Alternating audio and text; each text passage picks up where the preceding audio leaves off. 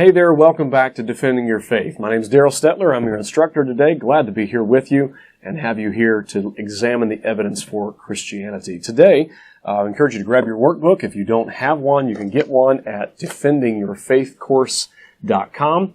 And if you would like to download the Shepherd's Global Classroom app and get a ton more teaching for developing Christian leaders across and around the world, I would encourage you to do that at shepherdsglobal.org. Today, I want to remind you of where we are. Today we're going to be talking about Jesus' claim to be God. This is the general argument for Christianity that builds upon itself. We say that if the New Testament is historically reliable, and it is, we talked about that, then we have enough evidence to believe that Jesus fulfilled prophecies that he was the Jewish Messiah and that he rose again from the dead. And so we argue that those two things are true, and if that is true, we conclude that Jesus was who he claimed to be, God come in the flesh. Today, we're going to stop here, and we're going to flesh out and develop this idea that Jesus is God come in the flesh. All right? So let's begin today with that idea with a quote from Kenneth Copeland. Kenneth Copeland is a faith teacher who claims to be Christian and yet has taught many things. He's been very popular around the world and in American television, Christian television. And so he has some things that he's taught that have been very sketchy or even downright heretical. And this is something that he said, quoted by Hank Hanegraaff, "Don't be disturbed when people put you down and speak harshly of you. They spoke that way of me." He's saying, as of Jesus, he's saying as if Jesus was saying this. "Should they not speak that way of you? The more you get to be like me, the more they're going to think that way of you. They crucified me for claiming that I was God. I didn't claim I was God. I just claimed I walked with him, and he was in me." Now, is that true that Jesus never claimed to be God? Well, let's examine it, okay? Let's take a look at that. Here, there are people out there who would claim that Jesus never said that he was God, that he was just a good moral teacher, if you're taking notes in your handout. He was just a good moral teacher, and that he never intended to claim to be God, but that interpretation of his words came later. Some people have even said that Augustine, for political reasons, Augustine invented Christ's claim to be God. That they say that, that was just something that the Council of Nicaea created 300 years after Christ. Now, we're going to argue today that that's absolutely not the case, that Jesus absolutely did claim to be God. All right, number one, here's the reasons, the claims of Jesus during his ministry. Number one, Jesus claimed to be the I am of the Old Testament. He claimed to be the I am of the Old Testament. In John chapter 8, verse 58, Jesus said, "Very truly I tell you," Jesus answered, "before Abraham was born, I am." And he uses a very specific set of Greek words, ego eimi in Greek, which is the exact same translation in Exodus 3:14 when God said to Moses, "I am who I am." That's ego eimi. And so Jesus picks up on that in the Greek language, and he says, "Before Abraham was, ego eimi." And he picks up the same words God uses to describe himself in Exodus 3:14. Now that's very significant. That's Jesus who knew the Old Testament very well, and so did the Jews. So immediately after Jesus said that, the Jews there picked up stones to stone him. Look at what it says. "Then they took up stones to throw at him." That's John 8:59, the next verse. And Jesus left. The argument was over. Like, he knew what he was claiming, and the Jews knew what he was claiming too. He was explicitly identifying himself as the I am of the Old Testament, as God. So, very clearly claiming to be God. Number two, Jesus claimed to be one with God the Father. He claimed to be one with God the Father. Look at John 10:30. "I and my Father are one," he said. And then the Jews took up stones again to stone him. And Jesus answered them, "Many good works have I shown you from my Father. For which of these works do you stone me?" And the Jews answered him, saying, "For a good work we are not stoning you, we do not stone you, but for blasphemy, because you, being a man, make yourself God." The Jews, again, they knew exactly what he was claiming. we can very clearly see what they thought and what Jesus knew he was claiming to be when he claimed to be one with God the Father. He's not just saying that he was one with God the Father in the same way that we are one with one another or that we are one with him. They knew that he was claiming to be God. Number 3, Jesus claimed to possess divine attributes. He claimed to possess divine attributes. Read these scriptures and then write in what you think Jesus was claiming. What attribute was Jesus claiming? Matthew 18:20, he says, "For where 2 or 3 are gathered together in my name, I am there in the midst of them." Wow. Where 2 or 3 are gathered together in my name, I'm there. What's he claiming? Well, he's claiming omnipresence, right? He's claiming infinite presence, that he is everywhere present, because people could be gathering over there and over there and over there and over there at the same time, and he says, I'm there. So, very interesting that Christ claims to be everywhere present. Are you everywhere present? No. Is any human everywhere present? No. Is God everywhere present? Yes. Jesus claimed to have divine attributes. The next one, John 17:5, and he says, "And now, O Father, glorify me together with yourself, with the glory which I had with you before the world was." He claims, what is that? What is he claiming? What divine attribute? Well, it's eternality, right? He's claiming to be eternal. He's claiming to be before the world. So he is the one who was before the world was. Before God created the world and created time, Jesus was with the Father. I would also point out that he's also claiming a common glory, a common honor with God there. He's saying, the glory I had with you. So he had the glory and the Father had the glory. They are the same. Or the glory of the Son is the glory of the Father. They had it together with each other. And so that's notable because he's identifying himself with God. Number 4, Jesus claimed to have power to perform divine acts. He had the power to perform divine acts. Let me give you a couple of examples of that. Jesus claimed power to forgive sins. He claimed the power to forgive sins. In Mark chapter 2, he said to the paralytic, "Son, your sins are forgiven you." Now, very interesting, because some of the scribes sitting there, they thought immediately, that's blasphemy. Only God can forgive sins. And some people might say, well, Jesus argued, is it only God that can forgive sins? And then he heals the man. Well, I would argue that Jesus is demonstrating, look at this, verse 10, he says, in verse 9, he says, which one of these is easier, to say, your sins are forgiven, or say, take up your bed and walk? And what he's inferring from that is, which one of these are you able to do? And the answer is, you can't do either one. I can do both, Jesus is saying. I can heal and demonstrate that I can heal, and I can also forgive sins. I have the right to do that. Isn't that amazing? He's claiming to be God, and he's demonstrating that he can do this one by showing he can do this one also, which they can do neither one. So he claims to do that, and then he raises the man up and tells him, your sins are forgiven. He also says, take up your bed and walk.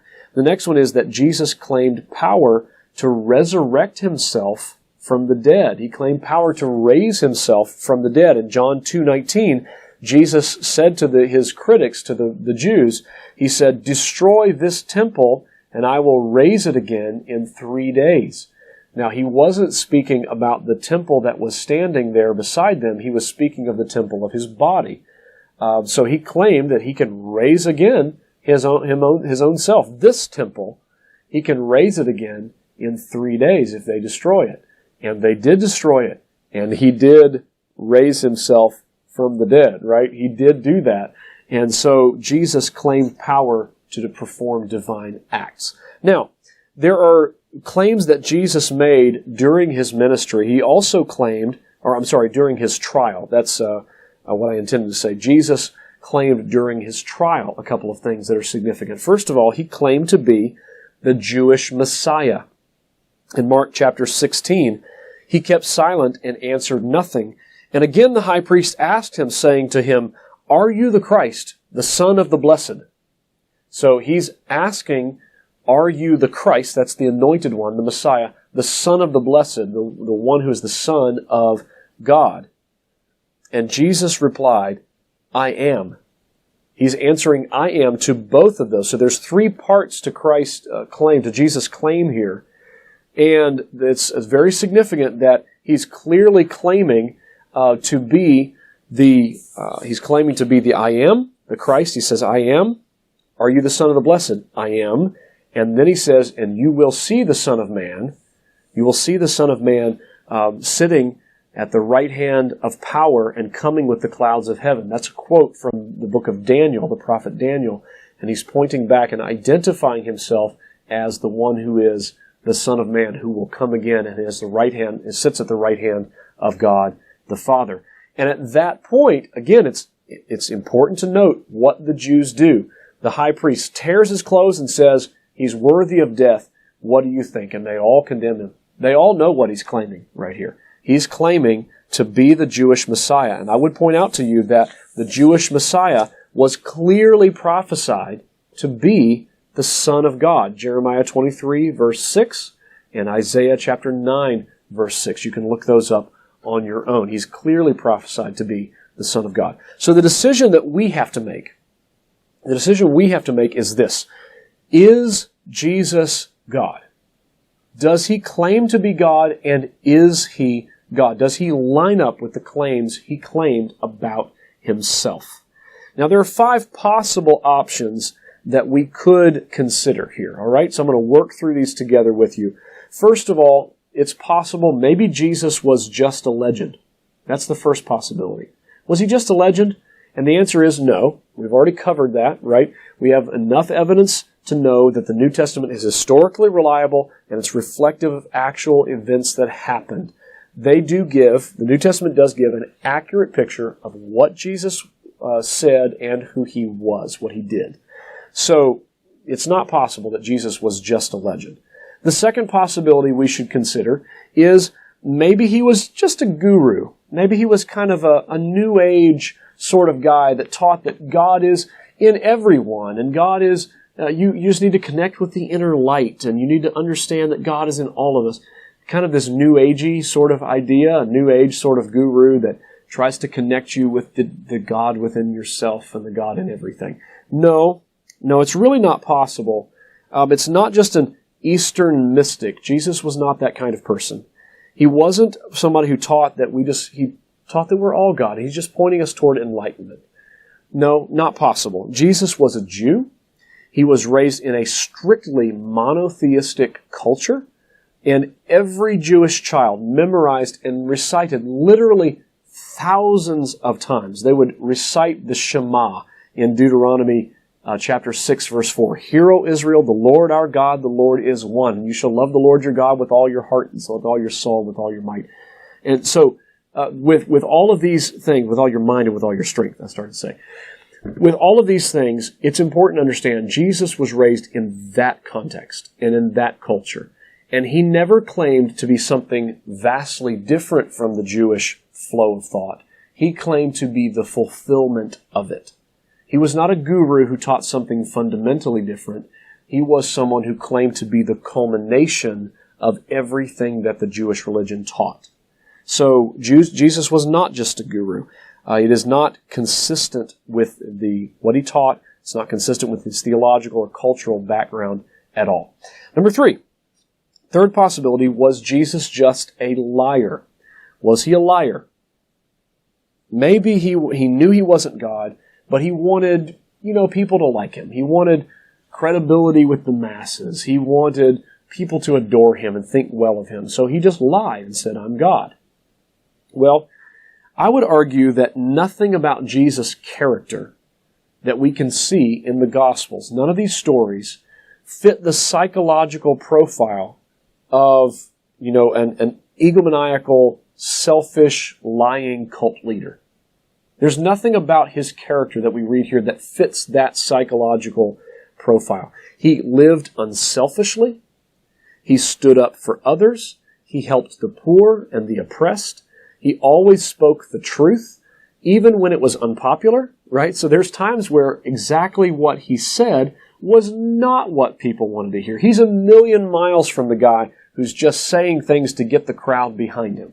He's a million miles from that. Sometimes he literally takes a huge crowd and preaches until most of them leave and don't agree with him anymore, right? Until there's just a few people left. And he asks them, you guys going to leave too? Right? That's what happens right after the John 6 passage, right after Jesus feeds the 5,000. Now, I think it's important for us to realize then, he doesn't fit the pattern. Peter Kreeft, a Christian apologist and author, said this. I'm going to read the quote to you. Liars lie for selfish reasons, like money, fame, pleasure, or power. Right? That's the reasons why liars lie. Jesus gave up all worldly goods. He even gave up life itself. This claim, his claim to be God, brought him hatred, rejection, misunderstanding, persecution, torture, and death, including from some of the closest friends and people that he had, people that he would have loved deeply. It's not possible that Jesus was just a liar, that he knew he wasn't God, but he claimed to be. Not possible. The next possibility that we need to examine, number 4, is was Jesus just a lunatic, or was he just a good moral teacher? Okay, so there's really 2 here in number 4. Was Jesus a lunatic? Was he crazy? Or was he just a good moral teacher? Maybe he was just a guy who wanted us all to love each other and be nice. This is a really common thing in the United States right now and in other European or Western civilizations, is to view Christ as just kind of a good moral teacher who wanted everybody to love each other and be good people, help the downtrodden and oppressed. But was that all that Christ was? Just a good moral teacher? Or maybe he said he was God and it wasn't true, but he didn't realize it. That would mean he was nuts, right? He was a lunatic. Well, I want to bring to you a quote from C.S. Lewis. This is a powerful quote from his book, Mere Christianity. And I want to bring it to you because I think it is a really important quote. It's a very valid point and tightly argued, so I'm going to read it to you. Here's what Lewis said. I am trying to prevent here anyone from saying the really foolish thing that people often say. I'm ready to accept Jesus as a great moral teacher, but I don't accept his claim to be God. That is the one thing we must not say. A man who was merely a man and said the things that Jesus said would not be a great moral teacher. He would either be a lunatic or the devil of hell. You must make your choice. Either this man was and is the Son of God, or else a madman, or something worse. You can shut him up for a fool, you can spit at him and kill him as a demon, or you can fall at his feet and call him Lord and God. But let us not come with any patronizing nonsense about his being a great human teacher. He has not left that option open to us. He did not intend to. That's a powerful, powerful quote. Here's what he's saying. He's saying that if you claim to be God and you are not, either you are evil, deceiver, or you're just crazy. But there's no way that we can say Jesus just was a good moral teacher. We can't say it. Because someone said a good measure of your sanity is the gap between what you are and what you think you are. Right? So if I say, I think I'm the best teacher in the world, well, I'm an egomaniac. I'm very proud and arrogant if I say that. But I'm not nuts, right? I'm not crazy. I'm not insane. But if I say I'm a butterfly, if I say that I think I'm a butterfly, I'm probably over the edge, right? Because the gap between me and the best teacher in the world is a good-sized gap, but it's not anything close to the gap between me and a butterfly, right? The further I get, my self-conception, the further away it gets from what I really am, the more likely it is that I'm crazy. And so, what's the gap between me and the best teacher in the world? I don't know. but it's not as big as the gap between me and a butterfly. But what if I claimed to be God?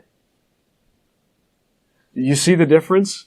The gap between a human who's just a human and God, the infinitely wise, infinitely knowledgeable, infinitely powerful creator of the universe, that's a huge gap. So it's not okay for us to say that Jesus was just a good moral teacher. Can't be true. He can't also, he doesn't fit the profile of a person who is crazy either. He doesn't. He was in many ways predictable and consistent. He was in many ways unselfish and serving. He was faithful to love little children and to be with them and to bless them. He was in so many ways a person who did not reflect any of the psychosis that would be associated with a person being crazy. So here's the thing. We've come down to a place where we have to consider one final possibility. And that is Jesus God? And the answer is, yes, He was. It's the most logical. It's the most consistent and coherent answer that we can give. He can't be just a legend. He can't be just a guru. He can't be just a liar. He can't be a lunatic. He's got to be the Lord. If he's not a liar and he's not a lunatic and he's not a legend, He must be a Lord of all things. He must be the one who deserves all of our worship and praise. So going back to the general argument, we've argued that the New Testament is historically reliable. Based on the historical reliable documents and stories we find there, we have enough evidence to conclude that Jesus fulfilled prophecies and He rose from the dead. If He did those things, He can't be just a good moral teacher. No, that's not possible. He is something far, far more than that. He's God. He must be God. Do you see how it flows and logically builds? Now, my challenge to you would be to love and worship and be with Jesus enough to soak up the joy of knowing that He is God and that He is all of the things that He claimed to be. And then go into your presentation of the apologetics with whomever you might debate with, whomever you might discuss with. That you go into it with a mind and a heart to produce joy like that in them. That you go into it not as I'm going to win this argument, or I'm going to demonstrate that I'm more trustworthy, or I'm going to demonstrate that I'm more knowledgeable. Oh, no, my friends. We are here to demonstrate that Jesus deserves all glory. That's what we're doing. We're not trying to win an argument. We're trying to create worshipers. We're trying to create lovers and rejoicers in Jesus. And this moves my heart because I think it's so important to understanding the attitude with which we come to the task of apologetics. We come to the task of apologetics not as purveyors of information, not as arguers who must be right, but as worshipers who wish to share joy. And if you come to it with that, you will have such a different footing, such a different beginning place. I want to help you understand that because when you argue with someone, I have seen so many Christians get all almost angry and harsh and hard-nosed and stubborn and that sort of thing. No, friends. We are here to create joy in Christ. We're here not to win an argument, but to create worshipers, to create people who enjoy the God for whom they were made. It's so important that you understand. So this is why, then, remember back at the very beginning, we talked about 1 Peter 3:15 and how we are doing this with gentleness and respect. The reason we can do it with gentleness and respect is because it isn't about us. It never was. It isn't about our rightness. It never was. It's about the glory of Christ and His desire to be seen as glorious and worthy of worship. And so if you'll do that, you can be gentle and you can be respectful and you can be a happy warrior in all of your work in convincing people and trying to lay out the evidence for Christianity. May God bless you, and we'll see you next time for Lesson 8.